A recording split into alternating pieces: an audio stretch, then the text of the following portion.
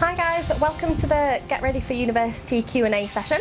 We're from the School Liaison team at Bangor University. And hopefully we'll be able to answer quite a few of the questions that you sent us over social media and comments on YouTube.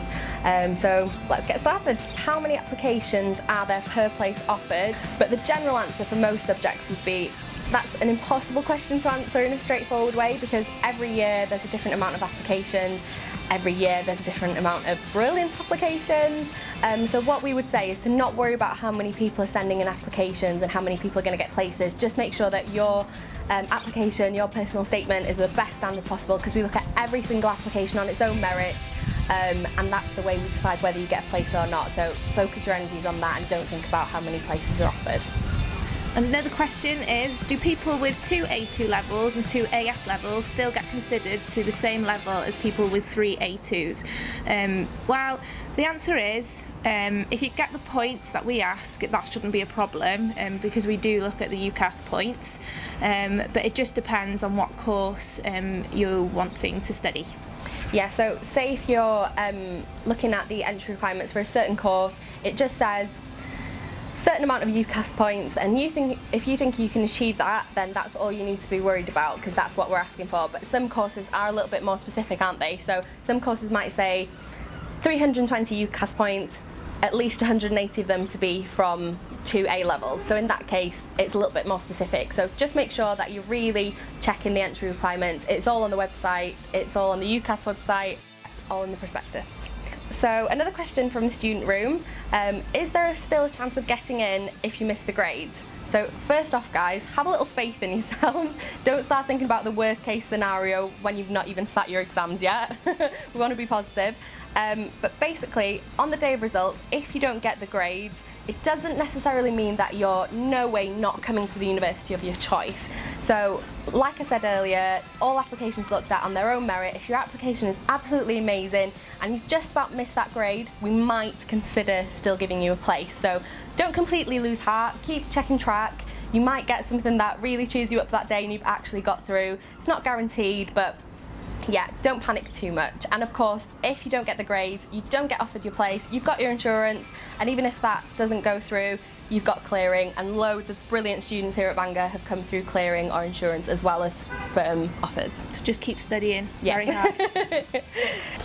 We had a question from Ben, is how easy is it for students to get part-time jobs while studying at Bangor? Well, here at Bangor University we have a great employability and careers department which can help you along the way, as well as other universities, I'm sure. My advice to you after Welcome Week is to start handing your CV out to all shops and pubs, anywhere you think that you can get a part-time job, and I'm sure they'll come back to you in the next few weeks after Welcome Week. Yeah, and also you might be lucky enough to be able to work for the university. So our department and most universities, we're looking for student ambassadors, people to work on open days, so that's a really brilliant opportunity and it's good for your CV as well. Another question we have had on YouTube as well is, can we pay for accommodation in a weekly and monthly basis?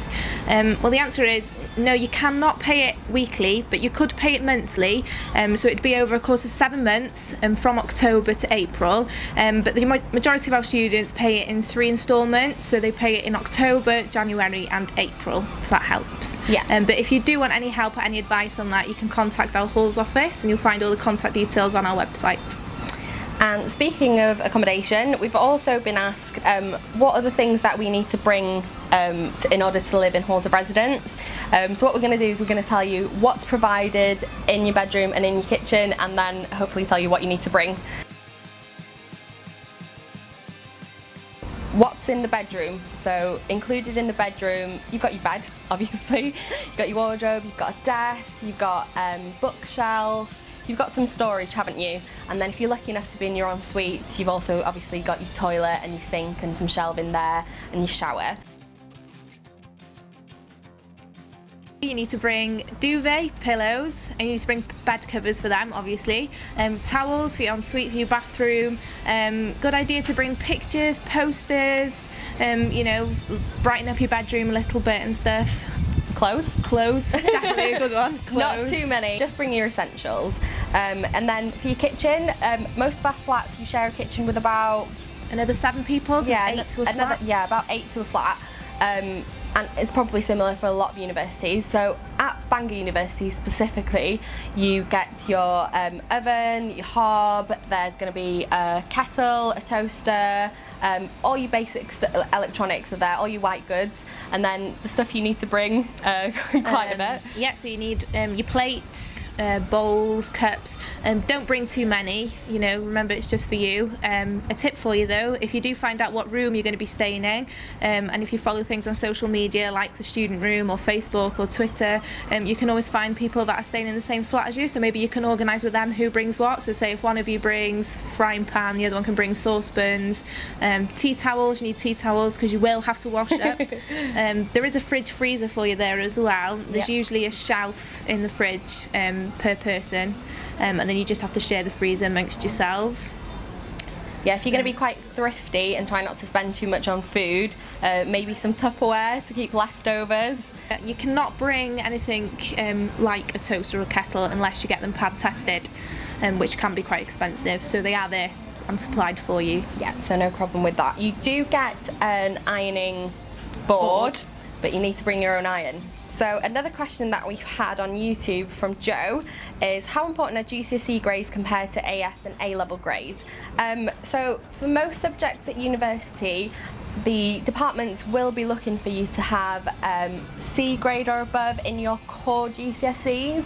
So your core GCSEs are things like English language, maths, science. Obviously, if you're going to be studying a scientific subject, they might have higher GCSE entry requirements for science, or likewise if it's a language or so forth. So what's really important is to make sure again that you're checking the entry requirements, because for subjects like education, you do need your GCSEs. You do need to have specific grades in GCSEs. So here at Bangor you need to have a B in maths and English and a C in science at GCSE. So that's really important because you can't get onto that course without those qualifications. So yes, they are as important as A levels, but not every subject is very specific. No. They just do pretty well in your core GCSEs, and it should get you through in good stead. But yeah, if you're unsure, speak to the department, get in touch with the university and just check them before you apply. We've had another question from Patricia. So how are international students welcomed? You're very welcomed here at Bangor University. We do have staff and student ambassadors going to collect you from the airport once you arrive. We do have staff here at the university that will give you a guided tour of Bangor. And again, we do have student ambassadors that will help you throughout Welcome Week to get to know the area and to show you around as well, and to make you feel welcome, which is the most important one. And you've got peer guides throughout the year as well. Yeah, so if you do have any questions about that, you can contact our international office, and again you will find their contact details online on our website.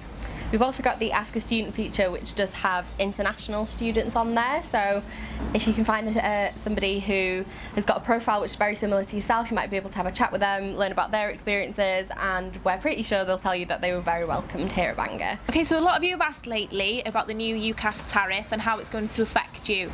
So UCAS are changing their system, and basically what the UCAS tariff system is a system where you get various amounts of points for different qualifications. So hopefully this new system is going to reflect better the range of qualifications out there.